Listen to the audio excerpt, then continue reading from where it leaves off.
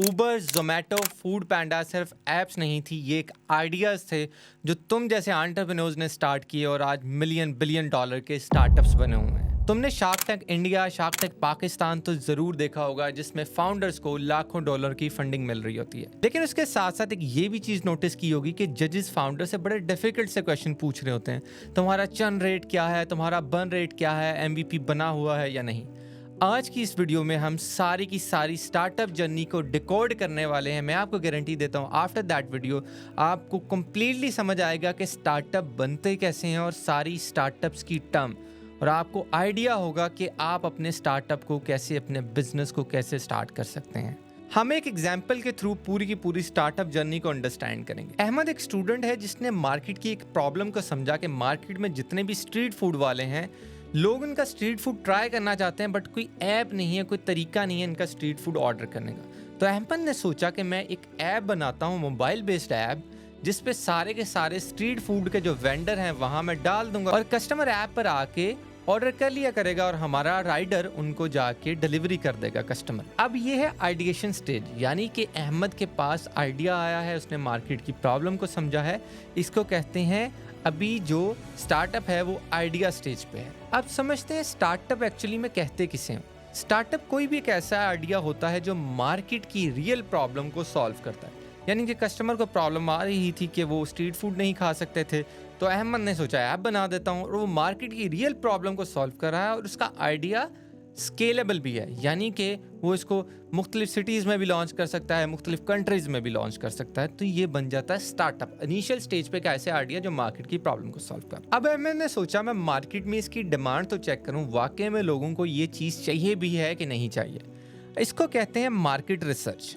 अब market research ये होती है जो आपका स्टार्टअप आइडिया होता है, आप उसको टेस्ट करते हो मार्केट में जाके। आप मुख्तलिफ दोस्तों से पूछोगे यार कि ये ऐप मैं बनाने लगा हूँ, ये आइडिया मैं बनाने लगा हूँ। आप जाके जितने भी स्ट्रीट फूड वाले हैं उनसे पूछोगे कि हम अगर ऐप बनाएं तो आप हमारी ऐप पर आ जाएंगे, हम आपको लिस्ट कर देंगे, तो आप जो भी हमारी ऐप से ऑर्डर आएगा आप वो ऑर्डर प्रिपेयर कर दिया करेंगे। अब अहमद जाके मार्केट में जाके प्रॉपर रिसर्च करता है, दोस्तों से पूछता है, डिफरेंट स्ट्रीट फूड वेंडर से पूछता है। जब 80% लोग, ये 70% लोग उसे कह देते हैं हाँ तुम्हारा आइडिया अच्छा है, हाँ हम ऑर्डर करेंगे, हाँ हम तुम्हारी ऐप पर लिस्ट हो जाएंगे, तो फिर अहमद ने मार्केट की इनिशियल रिसर्च कर ली है। अब इसके बाद अहमद क्या करेगा, अहमद रियल यूज़र्स ला के टेस्ट करेगा क्या वाकई में लोग इसके लिए पे भी करेंगे। ऑब्वियसली जो ऐप के थ्रू आएगा ऐप कमीशन भी काटेगी, ठीक है, तो क्या लोग मेरी ऐप के थ्रू काम भी करेंगे असल लोग। इसके लिए अहमद क्या करता है, प्रोटोटाइप बनाता है। प्रोटोटाइप क्या होती है, सिर्फ एक लैंडिंग पेज आप कह सकते हो कि अहमद क्या करता है, सिर्फ एक पेज बना लेता है, वेबसाइट का पहला पेज, लैंडिंग पेज, या फिर गूगल फॉर्म सिर्फ बनाता है। गूगल फॉर्म में क्वेश्चंस डाल देता है कि ये मैं ऐप बना रहा हूँ, या लैंडिंग पेज पे डाल देता है कि ये ऐप है स्ट्रीट फूड ऑर्डर करने की, और उस वेबसाइट को बना के, सिर्फ एक सिंगल पेज वेबसाइट को बना के, जिसे उसने एक दिन में बना लिया है AI कोडर ऐप्स के थ्रू, और बना के लॉन्च कर देता है और ऐड चलाता है इंस्टाग्राम मेटा एड्स के थ्रू, उस पर ऐड चलाता है। अब ऐड चलाने के बाद अहमद के पास 500 लोगों के मैसेजेस आ जाते हैं। अहमद ने 10,000 रुपये की ऐड चला दी, 500 लोगों के उसके पास मैसेजेस आ गए, और उनमें से 100 ने कहा कि भाई हाँ तुम अच्छा काम कर रहे हो, हम इसके लिए पे करेंगे। इवन के अहमद कोई इनिशियल सब्सक्रिप्शन चार्जेस भी उसके लिए ले लेता है कि भाई इनिशियली 100 रुपया पे कर दो, तो आप लोगों का जो 3 महीने का कमीशन है, जो भी आप ऑर्डर करोगे तो आपको कोई भी डिलीवरी चार्जेस नहीं पड़ेंगे। इस तरह करके अहमद इनिशियली कुछ यूज़र से पैसे ले लेता है। इससे क्या होता है कि उसका पूरा का पूरा आइडिया प्रोडक्ट मार्केट फिट बन जाता है, यानी कि उसका आइडिया टेस्टेड है, उस आइडिया की डिमांड भी है, लोग चाह रहे हैं कि वो मार्केट में लॉन्च हो। तो इससे अहमद नेक्स्ट स्टेप लेने पर जाएगा, जो कि है MVP बिल्डिंग, और ये सबसे इंपॉर्टेंट स्टेप है। अक्सर जब भी आप किसी इन्वेस्टर के पास फंडिंग लेने के लिए जाते हो तो भाई इन्वेस्टर पूछता है कि आपने प्रोडक्ट लॉन्च की है, आपका MVP है। MVP कहते हैं मिनिमल वायबल प्रोडक्ट को, यानी कि अहमद क्या करता है, अहमद एक ऐप बनाता है अपनी। पहले तो अहमद ने सिर्फ एक लैंडिंग पेज बनाया था, अब अहमद एक डेवलपर को हायर करता है, मोबाइल ऐप बनाना स्टार्ट कर देता है। लेकिन मोबाइल ऐप में वो सारे फीचर्स नहीं डालता, वो बहुत मेन फीचर्स डालता है, यानी कि वेंडर अपने आप को वहाँ पे लिस्ट कर सकता है और कस्टमर ऑर्डर कर सकता है। अभी अहमद ने ऐप इंटीग्रेट नहीं किया, अभी अहमद ने ये नहीं बताया कि इतना टाइम लगेगा अपने ऑर्डर को, अभी अहमद ने कार्ड की सब्सक्रिप्शन भी ऐड नहीं की। अहमद ने कहा कि भाई कैश ऑन डिलीवरी चलेगा। इनिशियली MVP यानी कि मिनिमल वायबल प्रोडक्ट, ऐसी प्रोडक्ट जो 1 महीने या 1.5 महीने में बन जाए, क्योंकि अगर अहमद पूरी प्रोडक्ट बनाता है 3 महीने लगा के, 4 महीने लगा के प्रोडक्ट बनाता है और बाद में वो प्रोडक्ट नहीं चल पाती, तो अहमद का सारा पैसा भी वेस्ट होगा, टाइम भी वेस्ट होगा।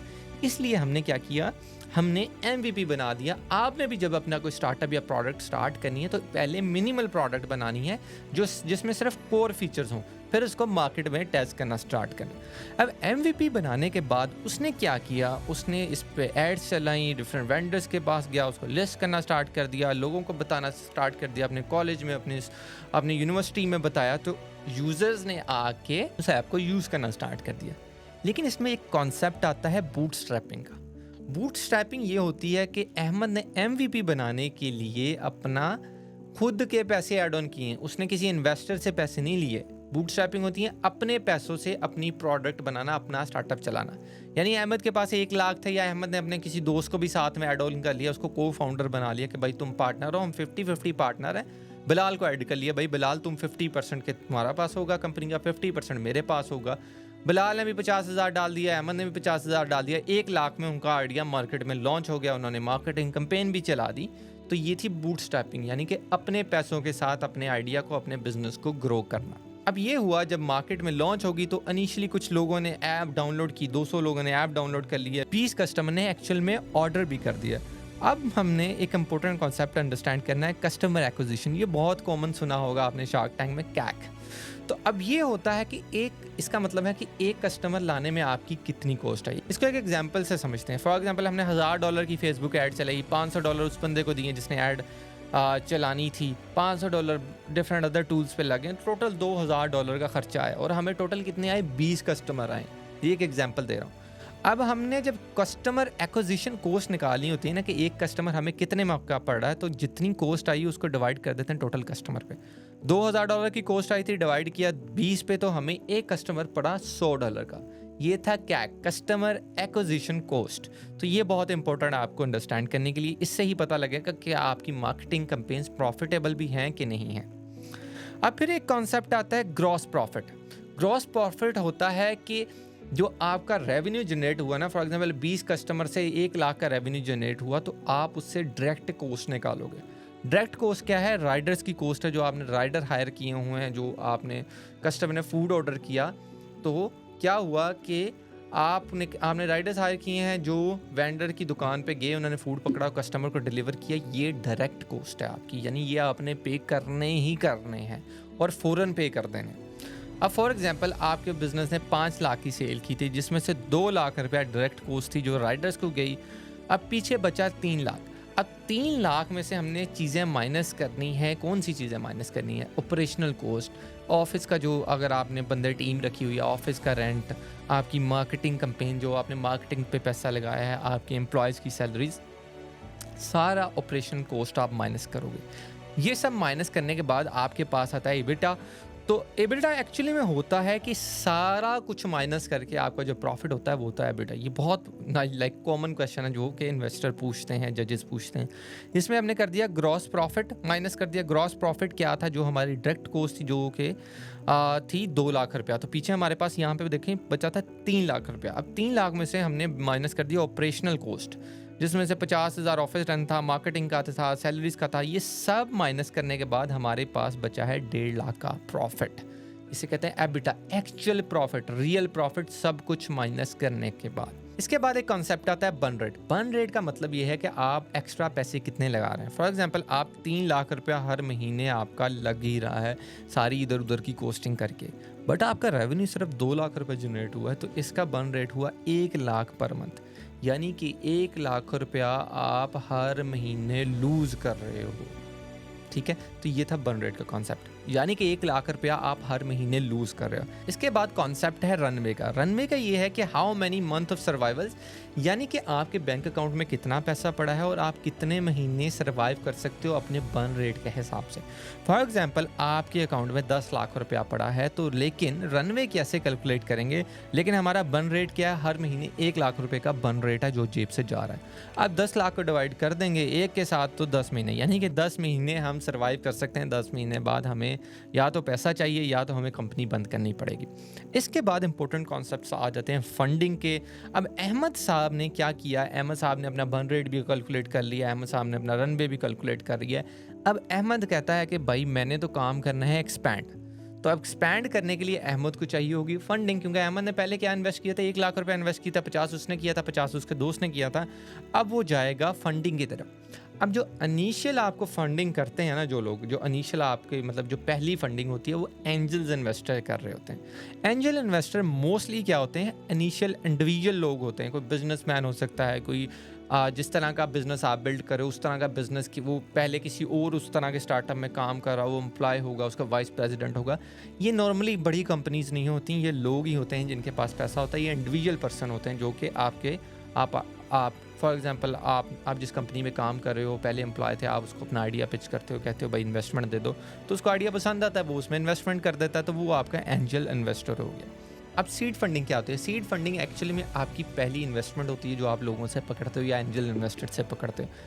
ये आपकी पहली सबसे बड़ी इन्वेस्टमेंट होती है। पहले आपने 1 लाख अपना इन्वेस्ट कर दिया, अब आपने अहमद ने क्या कहा, मैं फंडिंग लूँगा। अहमद को जो फंडिंग मिलेगी, फॉर एग्जांपल 1 करोड़ की फंडिंग मिल जाती है, तो 1 करोड़ उसकी सीड फंडिंग होगी, क्योंकि इनिशियली वो उसकी पहली फंडिंग है और वो पहली सबसे बड़ी फंडिंग है। ये है सीड फंडिंग। अब सीड फंडिंग के लिए अप्लाई करने के लिए अहमद को चाहिए एक पिच डेक। नॉर्मली लोग जब इन्वेस्टर्स के पास जाते हैं तो अपनी पिच डेक देते हैं। पिच डेक में चीज़ें क्या होती हैं? पिच डेक में आप ये बताते हो आप प्रॉब्लम क्या सॉल्व कर रहे हो, आप सोल्यूशन क्या लेके आ रहे हो, मार्केट साइज़ क्या है, कितनी बड़ी मार्केट है आपकी, ठीक है, स्ट्रीट फूड की कितनी बिलियन डॉलर की मार्केट है, ये आपको रिसर्च आर्टिकल से इन्फॉर्मेशन मिल जाती है। ट्रैक्शन क्या है, अभी आपके पास कितने यूज़र्स हैं, आपकी सेल कितनी आ रही है, आपका बिजनेस मॉडल क्या, आप पैसे कैसे कमाना चाह रहे हो, ऐप की सब्सक्रिप्शन है या कस्टमर से लेना चाह रहे हो, क्या सिस्टम है, और अभी तक आपकी फंडिंग आस्किंग क्या, आप कितने पैसे लेना चाह रहे हो, या पहले कोई फंडर ऑलरेडी आपके स्टार्टअप को फंड कर रहा है या नहीं कर रहा है। ये सारी चीज़ें आप पिच डेक में इंक्लूड करते हो। तो ये पिच डेक एक प्रेजेंटेशन होती है जो आप बनाते हो। अब इन्वेस्टर फंडिंग देने से, जब आप पिच डेक देते हो, फंडिंग देने से पहले आप अपने स्टार्टअप, अपने बिजनेस की वैल्यूएशन करते हो।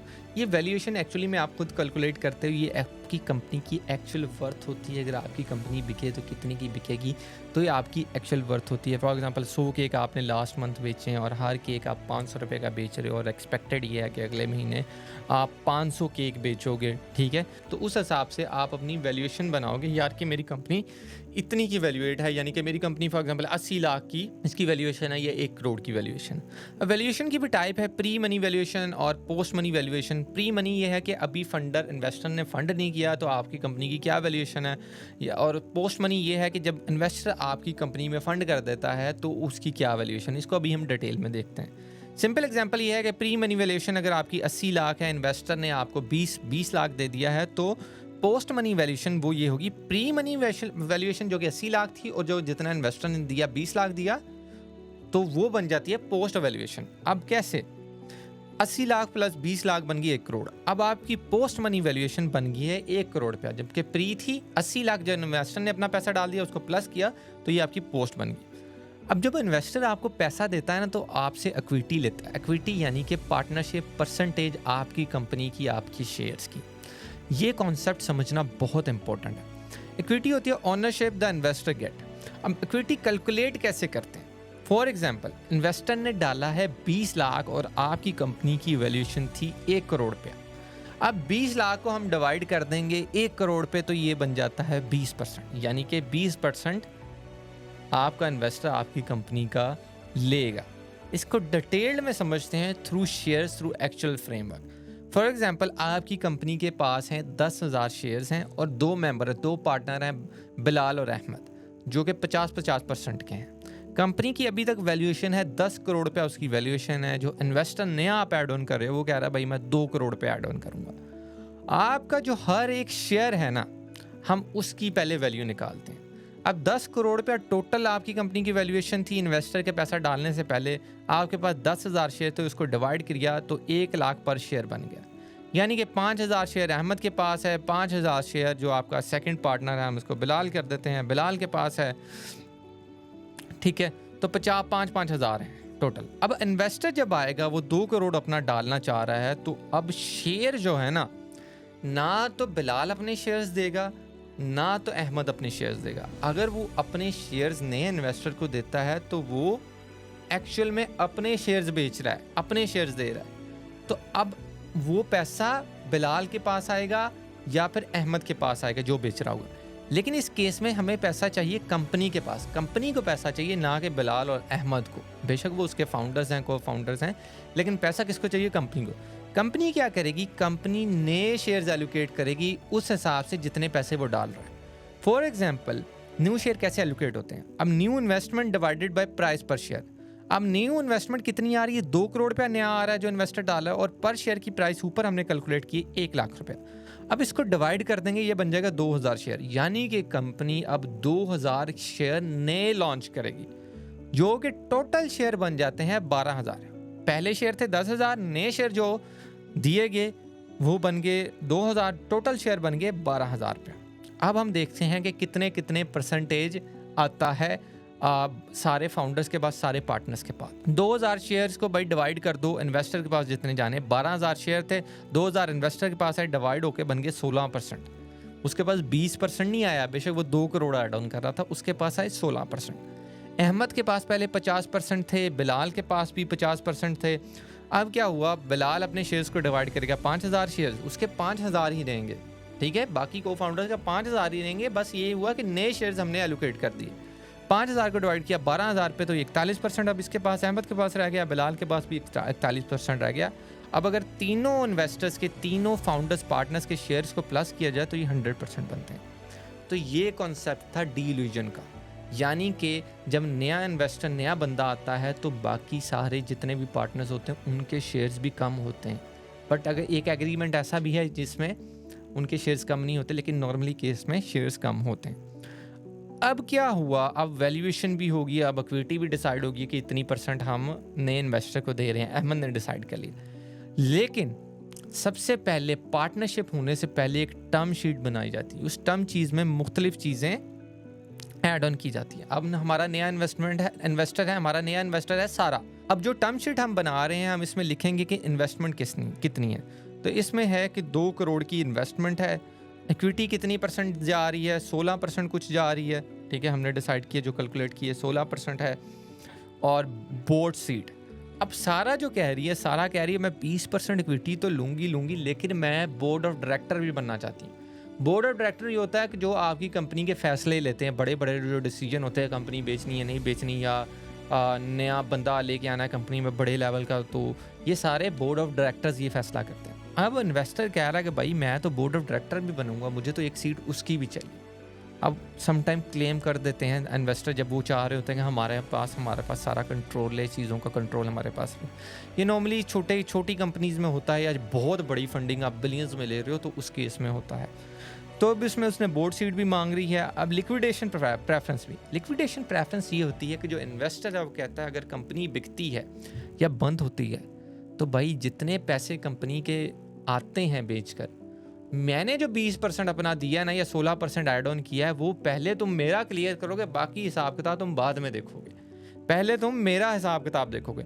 कुछ इन्वेस्टर लिक्विडेशन प्रेफरेंस भी साइन करवाते हैं कि भाई मेरे पैसे क्लियर होने चाहिए, ठीक है, जब कंपनी बिके, नहीं तो बाद की चीज़ें हैं वो आपका अपना मैटर। और हाँ, मैं आपको एक बड़े मज़े की ऐप बताता हूँ, अगर आप अपना स्टार्टअप बिल्ड करना चाहते हैं, ये आपकी बहुत हेल्प कर सकती है। ये बिल्ड माई स्टार्टअप है, आप इस पर जाएँ। ये पूरी स्पेशली जो नए फाउंडर्स हैं ना, जो अभी स्टार्टअप स्टार्ट करना चाहते हैं, यहाँ पे ये पूरी ऐप उनके लिए बनाई है। यहाँ पे रिसोर्सेज हैं जिसमें प्रॉपर कंप्लीट गाइड्स बनी हुई हैं, कैसे आप शुरू से लेके एंड तक अपने स्टार्टअप को ग्रो कर सकते हो। यहाँ प्रोडक्टिविटी ऐप है जहाँ आप अपने टास्क मैनेज कर सकते हो, प्रॉपर अपनी हैबिट्स ट्रैक कर सकते हो। AI मेंटोर है, बिजनेस का AI मेंटोर, स्टार्टअप का, जिससे आप क्वेश्चन कर सकते हो। अभी ये इसमें फीचर्स ऐड ऑन हो रहे हैं, ये मज़ीद 1 मंथ के अंदर प्रॉपर तरीके से लॉन्च हो जाएगी। आप जाके इसके प्री फीचर्स जाके वहाँ पे इस्तेमाल कर सकते हैं, ये टोटली फ्री है। अब समझते हैं एंटी डिल्यूजन राइट को। एंटी डिल्यूजन राइट एक्चुअल में ये है कि फॉर एग्जांपल आप सीड फंडिंग आपने ले ली है, लेकिन अब आप अगली फंडिंग ले रहे हो, सीरीज़ A की फंडिंग उसे कहते हैं, ये बड़ी फंडिंग होती है। इसमें नॉर्मली बड़ी कंपनीज आती हैं, ठीक है। तो अब इसमें सिनेरियो ये हो रहा है कि आपकी वैल्यूएशन कम होगी, आपकी वैल्यूएशन जितनी होनी चाहिए थी आपकी कंपनी की उतनी नहीं है, क्योंकि आपकी सेल्स ड्रॉप हुई है या कुछ इशू हुआ है। अब क्या होगा, आपकी शेयर्स की वैल्यू भी डाउन होगी। अब इन्वेस्टर साहब अपने आप को प्रोटेक्ट करने के लिए आपसे एंटी डिल्यूजन राइट्स लेंगे। वो कहेंगे कि भाई मेरी जो परसेंटेज है, मेरे जो शेयर्स वैल्यू है वो आप एडजस्ट करेंगे अगर कम हो जाती है, ठीक है। कुछ ऐसे इन्वेस्टर भी होते हैं, नहीं कुछ होते हैं कोऑपरेटिव भी होते हैं, वो इस तरह की चीज़ों पे नहीं करते। लेकिन कुछ इन्वेस्टर भाई कहते हैं कि भाई आप लोग मेरा जो शेयर्स है ना उसकी वैल्यू को एडजस्ट करोगे अपने शेयर उधर उधर करके। अब जब इक्विटी या पार्टनरशिप देते हैं तो एक बड़ा इंपॉर्टेंट कंसेप्ट आता है वेस्टिंग का स्केड्यूल। जब आप स्पेशली पार्टनर अपने बिजनेस में ऐड कर रहे होते हैं ना, को फाउंडर जिसे कहते हैं, या आप एम्प्लॉय ऐड कर रहे हो, उसको परसेंटेज दे रहे हो, कोई बहुत अच्छा एम्प्लॉय है आप उसको परसेंटेज दे रहे हो, तो उसमें आता है वेस्टिंग का स्केड्यूल। ये आपको मैं समझा दूँ, बहुत इंपॉर्टेंट है। फॉर एग्जांपल अहमद अपनी कंपनी में एक हाई लेवल का बंदा लेके आना चाह रहा है, लेकिन उसको परसेंटेज दे रहा है 4% परसेंटेज दे रहा है। अब अहमद ये नहीं करेगा कि सारी की सारी परसेंट उसको दे देगा अगर वो कल को कंपनी छोड़ गया तो। अब इसमें कॉन्सेप्ट होता है वेस्टिंग का। वेस्टिंग का कॉन्सेप्ट ये है कि उसको उसके 4% शेयर 4 सालों में मिलेंगे। वो परसेंट अगर बेशक 10% भी शेयर हैं तो वो 4 सालों में ही मिलेंगे। अब ये होगा, अहमद उससे कहेगा कि भाई पहले साल अगर तुम 9वें महीने भी छोड़ गए तुम्हें 0% शेयर मिलना है। अगर पहला साल तुमने पूरा किया फिर तुम्हें 1% मिलेगा, फिर दूसरे साल तुम्हें दूसरा परसेंट, फिर तीसरे साल तुम्हें तीसरा परसेंट, चौथे साल तुम्हें चौथा परसेंट। इससे ये होता है कि अहमद को है वो सिक्योरिटी मिल गई कि यार ये बंदा अगर चला भी जाता है तो मेरे इतने सारे शेयर्स ज़ाया नहीं होंगे। आपको एक प्रोटेक्शन मिल जाती है। तो आपने जब भी पार्टनरशिप करनी है तो ये वाला कॉन्सेप्ट मस्ट अप्लाई करना है। अब फिर क्या होता है, सीरीज़ ए की फंडिंग। फिर जब आप सीरीज़ ए की सीड फंडिंग लेते हो फिर सीरीज़ ए की फंडिंग होती है। मैंने पहले भी बताया कि इसमें बड़ी कंपनीज होती हैं, वेंचर कैपिटल फर्म्स होती हैं। इसमें इंडिविजुअल लोग नहीं होते, नॉर्मली बड़ी बड़ी कंपनीज होती हैं जो जिनका काम ही ये है कि वो लोगों के स्टार्टअप में इन्वेस्ट करती हैं। जब आप कस्टमर एक्विजिशन कॉस्ट निकाल रहे होते हैं ना तो आपको कस्टमर की लाइफ टाइम वैल्यू भी देखनी होती है। लाइफ टाइम वैल्यू ये होती है कि अगर कस्टमर ने अभी एक ऑर्डर किया है तो वो एक्सपेक्टेड कितने कर सकता है। यानी कि वो पूरे लाइफ टाइम में 10 ऑर्डर कर देगा तो उसकी हर ऑर्डर 500 का तो उसकी लाइफ टाइम वैल्यू 5000 है। ये आपने ज़रूर देखना है क्योंकि ये फैक्टर आपको डिसाइड करवाता है कि आपकी लॉन्ग टर्म प्रॉफिटेबिलिटी कितनी है, ठीक है। तो ये एक इम्पोर्टेंट फैक्टर है। फिर आता है चर्न रेट, ये भी इम्पोर्टेंट कॉन्सेप्ट है। यानी कि हर महीने आपने फॉर एग्जांपल आज इस महीने आपने 1000 बंदे आपकी ऐप पर आए, 1000 बंदों ने आपको $10 पे किया, लेकिन अगले महीने 100 चले गए, फिर अगले महीने 100 चले गए। तो आपको अपना चर्न रेट पता होना चाहिए कि हर महीने कितना मेंबर आपकी ऐप को छोड़ता है। इससे आपको पता लगता है कि आपकी ऐप में क्या क्या इश्यूज़ हैं, आपकी ऐप को क्यों छोड़ रहे हैं, क्या मसले आ रहे हैं। तो आप उन कस्टमर से फिर फीडबैक भी लेते हो, भाई आपने छोड़ा क्यों। तो आपको अपना चर्न रेट एग्जैक्टली पता होना चाहिए। अब बात करते हैं GMV की। GMV होता है ग्रोस मर्चेंडाइज वैल्यू, यानी कि आपकी ऐप के थ्रू कितनी सेल जनरेट हुई है। आपकी ऐप के थ्रू लाइक फॉर एग्जांपल आपने 2 करोड़ के ऑर्डर प्रोसेस किए, ये आपका रेवेन्यू नहीं है। रेवेन्यू तो आप फॉर एग्जांपल अपनी ऐप के थ्रू 10% कमीशन चार्ज कर रहे थे, किन से, जो कि फूड वेंडर्स से। तो आपने 2 करोड़ के ऑर्डर प्रोसेस किए तो अपना आपका जो भी 10% बना फॉर एग्जांपल आपका जो रेवेन्यू था फॉर एग्जांपल वो 20 लाख 30 लाख बन गया, वो आपने अपना कैलकुलेट करना है। लेकिन ग्रोस मर्चेंडाइज वैल्यू ये है कि टोटल सेल कितनी जनरेट हुई ना, कितने पैसों के ऑर्डर जनरेट हुए, उसमें आपका जो कमीशन है वो आपका रेवेन्यू है। फिर उसके बाद सारी कैलकुलेशन के बाद फिर एबिटा आता है, प्रॉफिट आता है, वो चीज़ अलग है।